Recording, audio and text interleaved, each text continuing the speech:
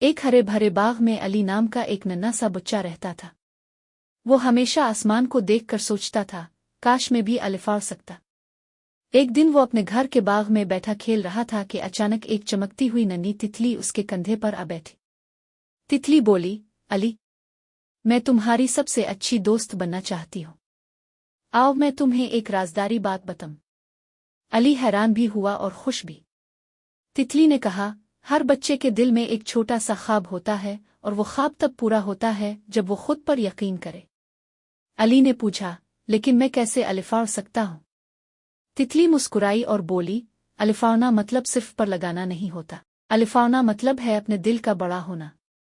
کسی کی مدد کرو، کسی کو خوش کرو، تب تم دل سے الفاڑو گے۔ اگلے دن علی نے ایک چھوٹے زخمی پرندے کو دیکھا۔ اس نے فوراً اسے اٹھایا، پانی پلایا اور گھر لے آیا۔ پوری محنت سے اسے ٹھیک کیا۔ چند دن بعد پرندہ الفاڑنے کے قابل ہو گیا۔ جب پرندہ آسمان میں آڑا تو علی کے دل میں ایسا لگا جیسے وہ خود بھی آسمان کو چھو رہا ہو۔ پس تتلی دوبارہ آئی اور بولی، دیکھا، تم الفاڑ چکے ہو۔ دل سے الفاڑنا سب سے خوبصورت الفاڑن ہوتی ہے۔ علی خوش ہو گیا۔ اسے سمجھ آ گئی کہ چھوٹا دل نہیں، بڑا دل ہونا ضروری ہے۔ کہانی کا سبق: اصل الفاڑن کردار کی ہوتی ہے، پر کی نہیں۔ نیکی کرو، دل بڑا رکھو، تم بھی زندگی میں بہت اوپر جاؤ گے۔